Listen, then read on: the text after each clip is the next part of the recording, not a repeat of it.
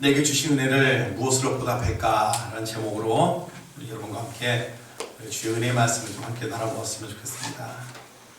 아이가 태어나면 누군가의 도움이 없으면 아이들은 성장할 수가 없습니다. 부모는 아이를 정성껏 보살피죠. 그리고 이 부모의 은혜를 입고 나서 아이들이 이제 자라납니다.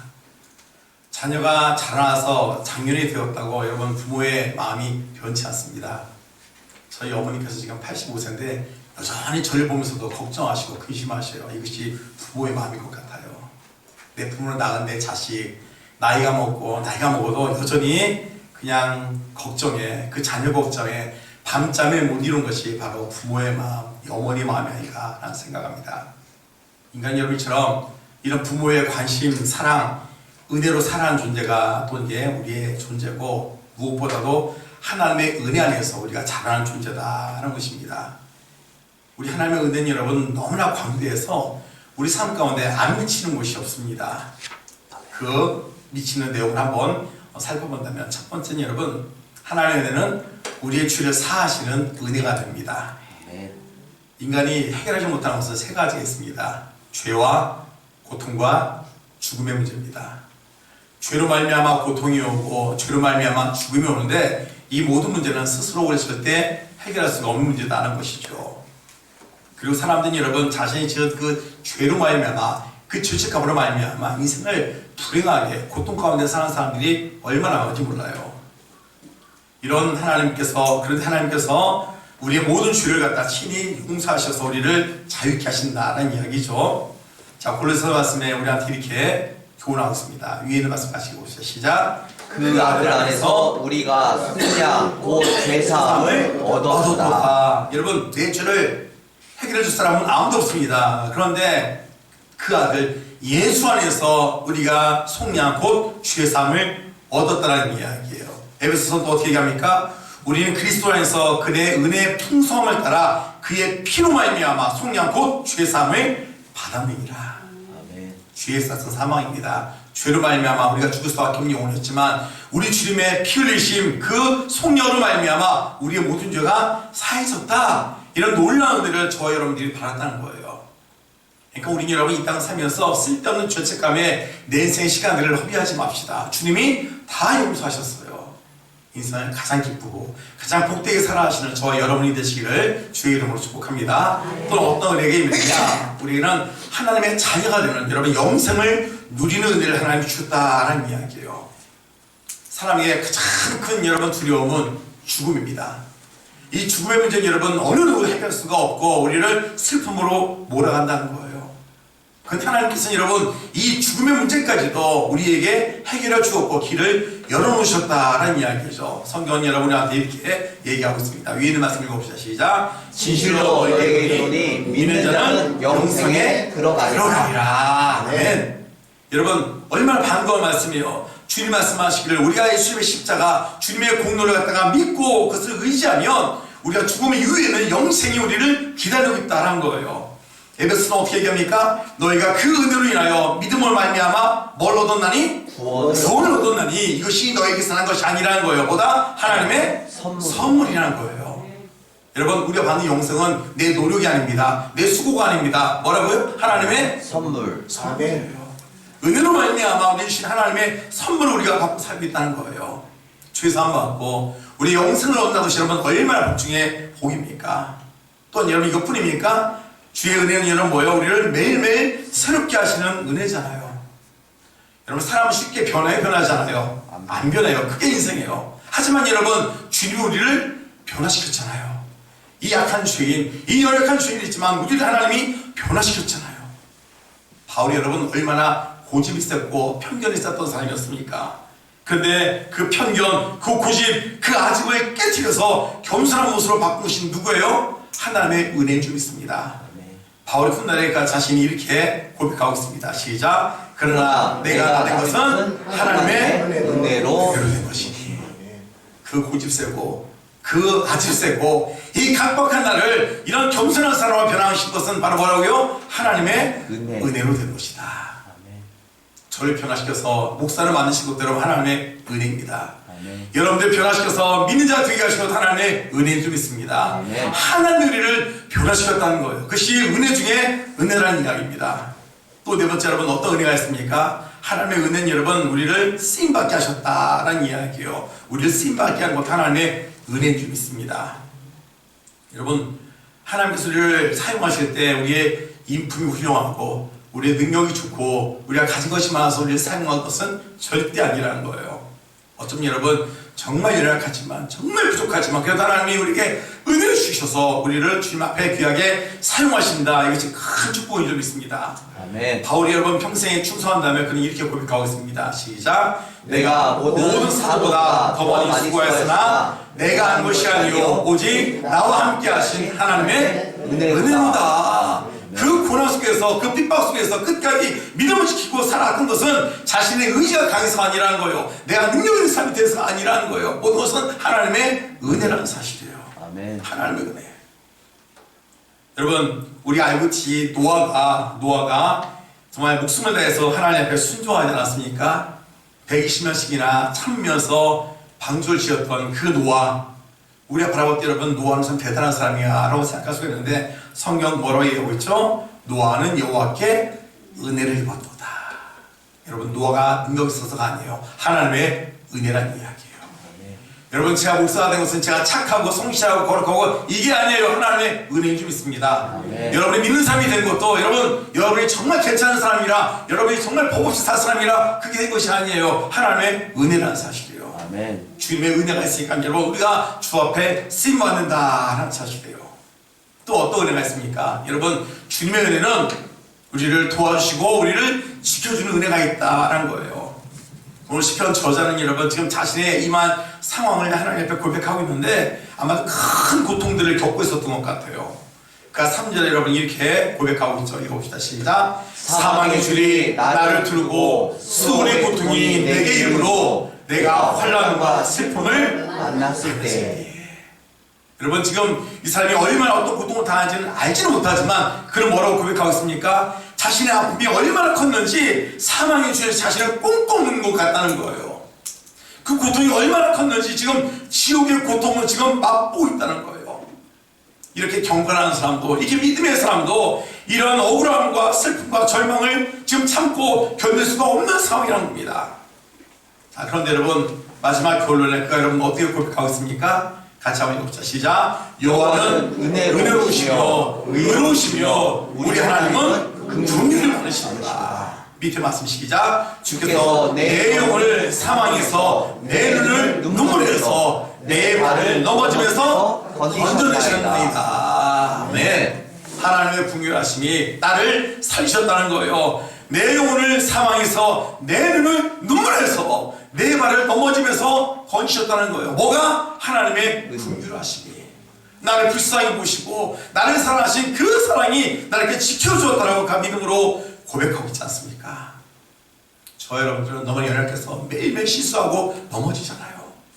여러분 그 고통 우리가 그냥 오로지 당할 수밖에 없잖아요. 그런데 이런 우리를 하나님께서 긍휼히 여기시고 우리를 붙들어 주신다는 이야기예요. 믿음의 조상 아브라함도 그 여러분 연약함 때문에 가족이 해체될 그런 상황에 모여있지 않습니까? 하지만 하나님이 개입하셔서 그 가정을 지켜주었잖아요.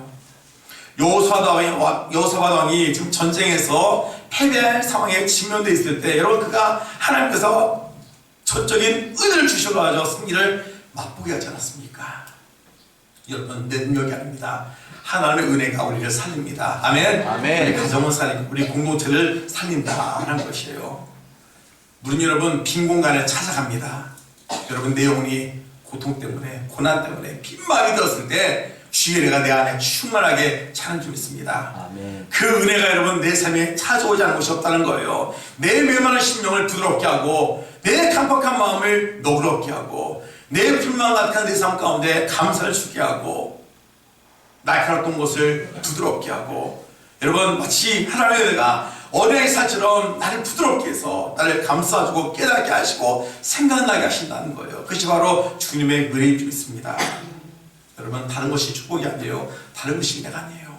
하나님의 은혜가 내 삶 가운데 있다는 게 가장 복 중에 복인 줄 믿습니다. 아멘. 그 은혜가 찾아올 때 내가 남도 말씀처럼 주의 사함받고 영생을 누리고 매일매일 새로워지고 쓰임받을 수 있으며 끝까지 승리할 수 있다는 사실을 꼭 기억하면서 더욱더 주의 은혜를 사모하시는 저와 여러분들이 되어야 할 수 있습니다. 아멘. 여러분 주의 은혜가 얼마나 크고 감사했는지 다윗이 이렇게 고백하고 있습니다. 같이 읽어봅시다. 시작. 청컨대 종의 집에 복을 주사 주 앞에 영원히 있게 하옵소서. 주 여호와께서 말씀하셨사오니 주의 은혜로 종의 집이 영원히 복을 받게 하옵소서. 아멘. 다윗은 숱한 위기를 넘긴 사람이었습니다. 그가 인생을 돌아봤더니 그가 깨달은 것은 뭐예요? 하나님의 은혜 없으면 안 된다는 거예요. 청컨대 주의 집에 종의 집에 복을 주사 주 앞에서 영원히 있게 하옵소서. 주 여호와께서 말씀하셨사오니 주의 은혜로 종의 집이 영원히 복을 받게 하소서.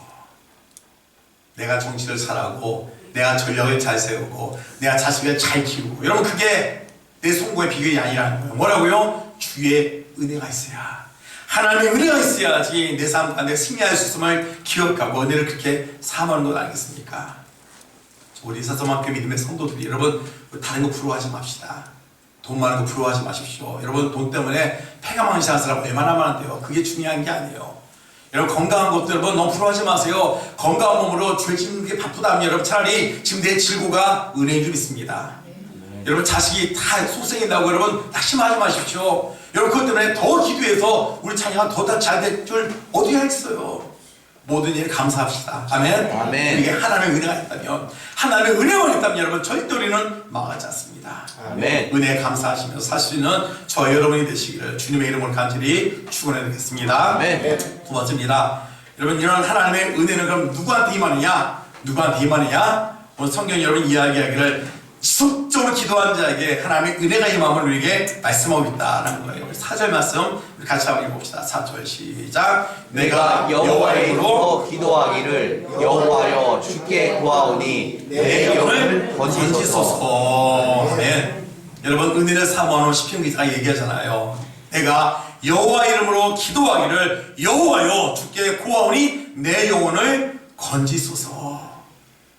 지금 내가 당한 이 고난과 이 힘든 상황에서 정말 나를 구원하실 것은 저 힘센 나라도 아니라는 거예요. 힘센 정치도 아니라는 거예요. 오직 하나님만이 나를 구원할 자심을 그 믿었기 때문에 여호와여 주께 구하오니 내 영혼을 건지소서 고백하고 있잖아요. 여러분 오늘 우리에게 필요한 것은 바로 하나님의 은혜인 줄 믿습니다. 네. 주님이 나를 붙들어 주셔야지 내가 사는 거예요. 내 가정이 사는 거예요. 이 땅이 사는 줄 믿습니다. 여호사밧 여러분 지금 중과부적의 열쇠 앞에 놓이는 그런 위험한 상황에서 그가 하나님 앞에서 여러분 간절히 기도했을 때 백성과 함께 금식하며 기도했을 때 여러분 하나님 승리가 임하지 않습니까? 하나님의 은혜는 여러분 기도한 자에게 만난 거예요. 아멘. 기독교 박해가 심했던 여러분 로마 시대 때 이런 아름다운 믿음의 간증이 있습니다. 교회 지도자 중에 한 사람이었던 그 노라 페리스 주교가 있었는데 이분이 이 로마 군인들의 그 핍박을 피해가지고 산으로 숨어들었대요. 많은 부사들이 쫓아오니까 어디 숨을 데가 없는가 했더니 저기 조그마한 그 구멍, 그 동굴이 보이더라는 것입니다. 일단 피하겠다 싶어가지고 동굴 안에 딱 들어가 있었는데 밖이 조용했었는데 갑자기 이제 군화발적 막 그 군대의 발소리가 들리고 이제 로마 군인들이 온 게 들리는 거예요. 나 이제 끝났구나. 난 잡혀 죽겠구나. 라고 생각하고 숨죽이고 있는데 동굴 입구까지는 로마 군사들, 로마 군병들이 와 있었어요. 그래서 자기들이 막 중얼중얼 하더니 그냥 돌아가 버리는 거예요. 이상하다. 여러분 동굴에 있으니까 당연히 와서 찾는 게 맞잖아요. 근데 군사들이 그냥 로마 군인들이 그냥 돌아가서 그가 생명을 보존할 수 있었던 거예요. 그가 소리가 안 되니까 가만히 나와서 봤더니 여러분 하나님께서 어떻게 역사하냐면 1시간 전에 분명히 동굴 입구에 거미줄이 없었는데 거미 한 마리가 1시간 동안에 열심히 거미줄 쳐가지고 앞에 거미줄이 쳐 있는 거예요. 그러니까 군사들이 생각할 때 야 거미줄을 쳐 있는 거 보니까 여기는 아무도 안 들어갔을 거야. 그렇게 하고 자기들끼리 돌아간 거예요. 훗날 그가 그 자신의 고백 속에 뭐라고 얘기했냐면 하나님의 은혜를 베푸신다면 간단한 거미줄이 철문보다 강하나이다. 아멘. 이런 간증을 하더라고요. 여러분 하나님 살려달라는 그 간절한 기도에 하나님은 하나님 민원을 통해서 그 생명을 살리지 않습니까? 여러분, 기도한 자에게 은혜가 있습니다. 기도한 자에게 희망이 있고 소망이 있다는 사실을 꼭 기억하시고, 기도한 여러분 은혜를 불려오는 통로를 좀 있습니다. 우리 간절한 기도가 내 가정을 살린다, 우리 교회를 살린다, 이런 걸 기억하시고 정말 기도 끊이지 않는 기도와 용서가 되시기를 주의 이름으로 축복합니다. 재미있는 간증이 있었는데, 한국에서 중국을 선교했던 초기에 있었습니다. 초기에 그 조선족들, 그때 보면 물론 지금도 그렇지만 가난한 그 조선족들이 이제 그 병원에 가면 그때 지금은 좀 낫겠지만 그 당시 여러분 제대로 된 의사를 만났겠습니까?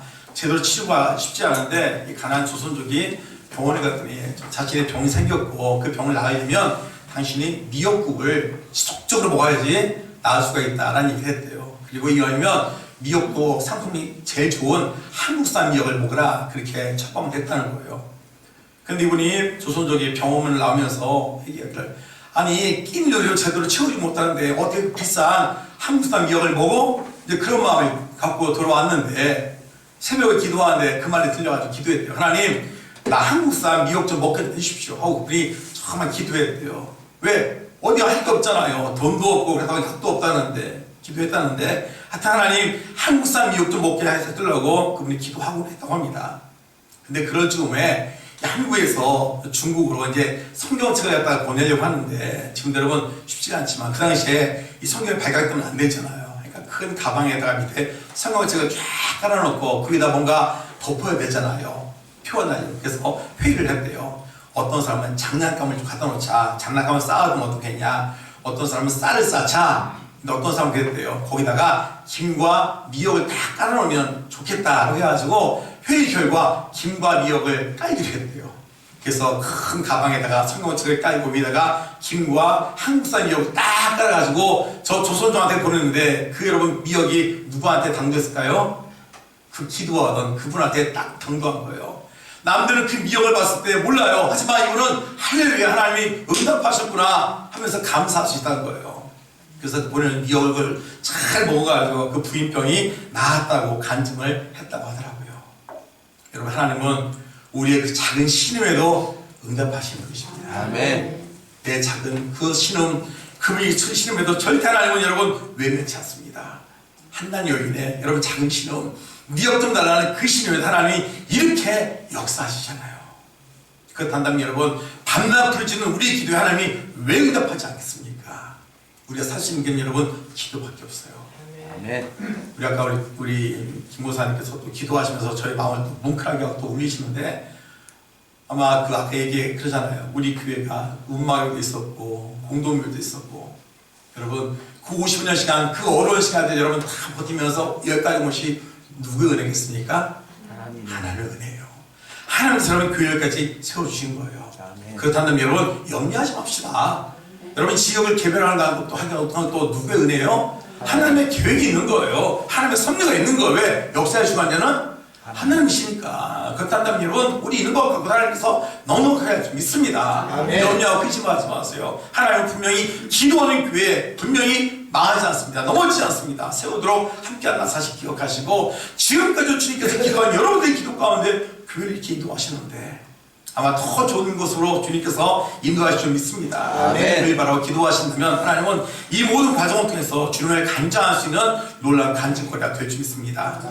여러분, 기도 생활이 얼마나 귀하고 중요한지 성경으로 이렇게 얘기하고 있죠. 같이 읽어봅시다. 시작. 여호와께서 내 음성과 내 간구를 들으심으로 내가 그를 사랑하는도다. 하나님이 내 음성과 내 간구, 내 기도를 들으신대요. 어찌로 하나님을 사랑하지 않을 수가 있습니까? 그 밑에 말씀 읽어봅시다. 시작. 그의 귀를 내게 기울이셨으므로 내가 평생에 기도하리로다. 여러분, 내가 하는 기도를 누가 들으셔요? 하나님 듣고 계셔요. 그럼 여러분, 우리는 기도해야 돼요, 안 해야 돼요? 해야죠. 언제까지? 평생에.